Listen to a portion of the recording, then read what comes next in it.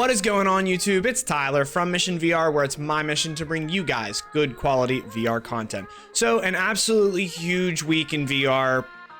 Yeah, no, not really. Honestly, what are they doing? MetaConnect 22. Okay, yeah, a new headset's announced. A couple new games are coming out. Everybody just freaks out over what Facebook is doing. It's like, yeah, new games, blah, blah, blah. New headset. Oh, first on hands impression. Look, I'm not going to say that I'm not excited about some things about the Meta Quest Pro, but at the end of the day, I mean, guys, we got to be realistic about what we're doing here. But this is going to be a two-part series video. And the first one is going to be really why I don't care about this headset and really why I don't think it's going to do anything for virtual reality. In all honesty, I just think that people are really misconceived when it comes to this. So without further ado, guys, we're gonna hop into this. Make sure you drop a like on this video, subscribe to my channel, and yeah, let's go and talk about why I really don't give a about this headset. All right, so we're really gonna be talking about why I don't care about this headset at all. And yeah, that doesn't mean that if I have my hands on a copy of it or a piece of it that I wouldn't try to review it and see what it is about. Maybe I'll be wrong. And I hope Facebook, I encourage you. Listen, I did reach out. I want a review headset.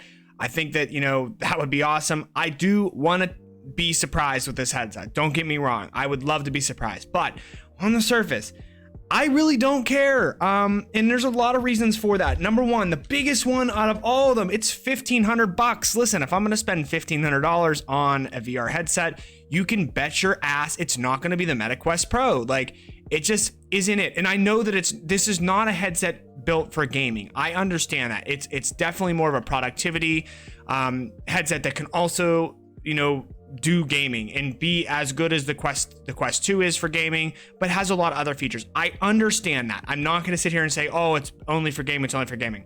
However, I think that that's a mistake in the industry, to be honest with you. I don't think virtual reality in its current form is doing anything in the commercial space other than at Facebook. To be honest, that's just the reality of it. I mean, it's just a long ways off. It's not mass integrated yet. And the only place that it is going to become mass integrated first and foremost is gaming.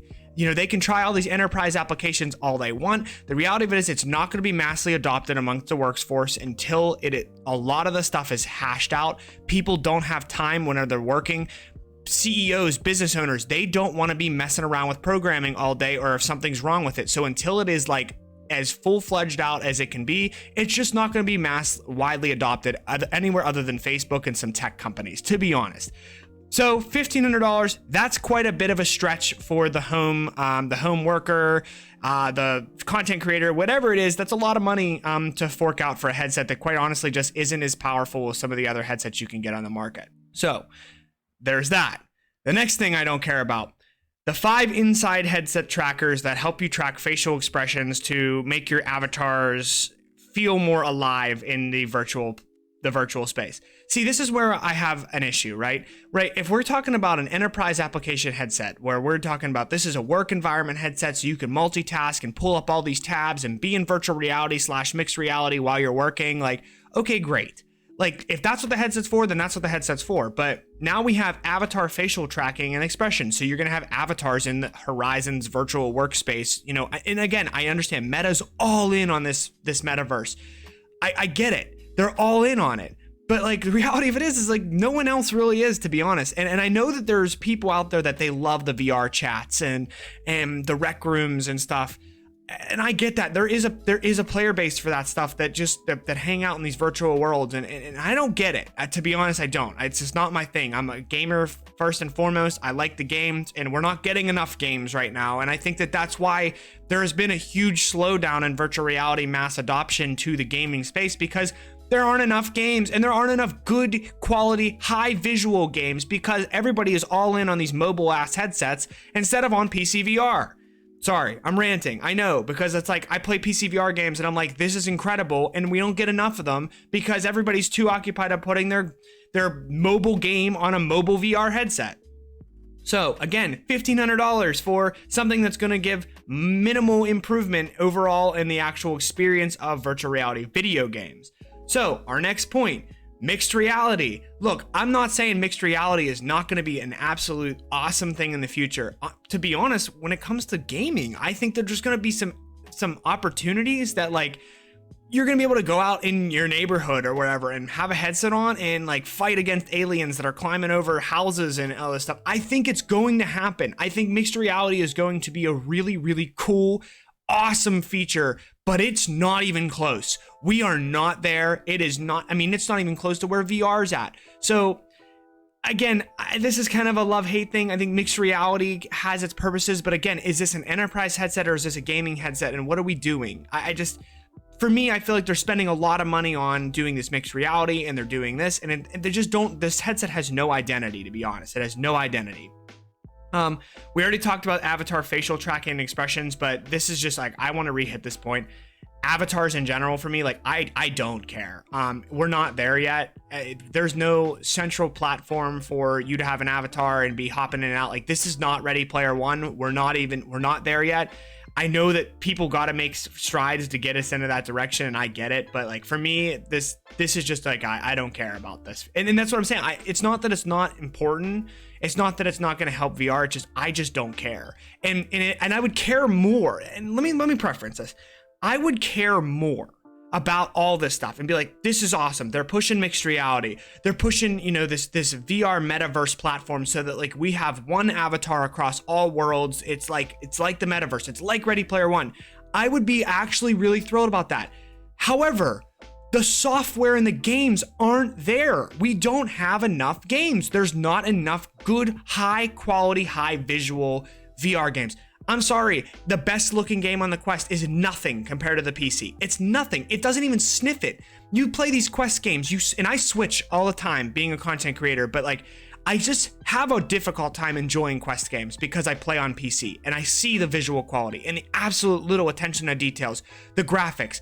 And just recently playing Red Matter 2 on both platforms, like it's not even close. Like it's not even close to distance, the draw distance. I'm looking across space. I don't see the fuzzy screen door effect. It's not arcadey anymore. Like it's become more. It's almost like if you play a video game that comes out today and then you go back and you play a game from 2008, right? That's the kind of difference we're talking about. Like, and not that there's not great experiences and some absolutely amazing titles that, came out in 2008, right? That you could still play today and you just appreciate them because of the game.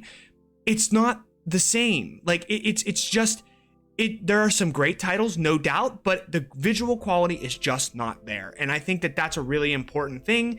And that's why people are saying, oh yeah, hey, it's cool, but like, I still am not all in on it, right?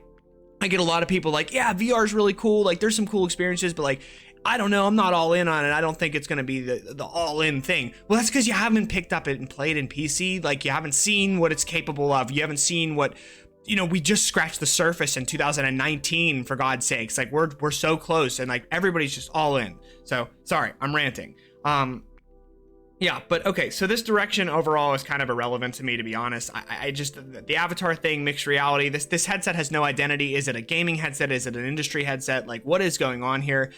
They're trying to, if it's a social headset, which honestly, I think it's leaning more towards that than anything. It's $1,500 and like, we just don't have the platforms for that yet, and I just don't think it's gonna be widely adopted. But the light blocking thing, this is kind of like the last point I want to make and why I don't care. Like there's some light, there's not full light blocking out of this, and overall I think that the more light you see when you're inside a virtual world, like it does throw off immersion, and I think that light blocking technology is actually really important for VR space, and I'm really excited for less light to leak through, I guess, on this headset and even my Quest 2. And I know there's like facial attachments I can get that'll help that like nose gap, but they're kind of uncomfortable generally. I found, at least for me, they're uncomfortable, and everybody's nose is different, but I find them to be uncomfortable. So definitely looking forward to like wider field of view headsets. And this is another thing, this headset has the exact same field of view as the Quest 2, and it doesn't seem like anybody wants to invest in going wider field other than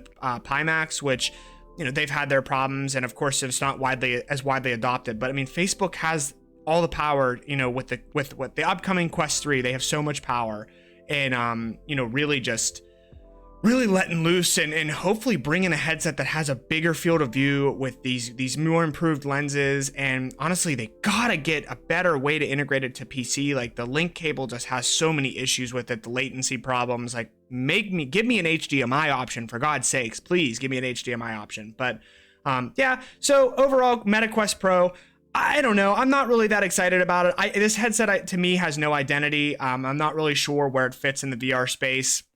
I think it's trying to do too many things at once. And I think that, you know, Facebook being right now the leader in VR development and technologies, like I really think that they need to focus on getting all in on the gaming side of things and making an affordable headset that is just unbelievable.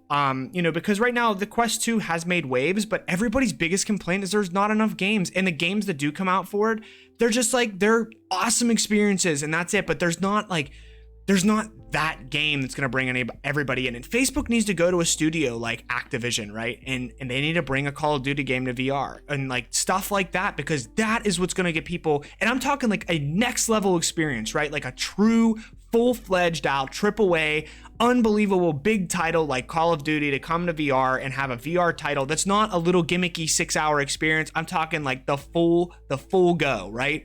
They need to do this.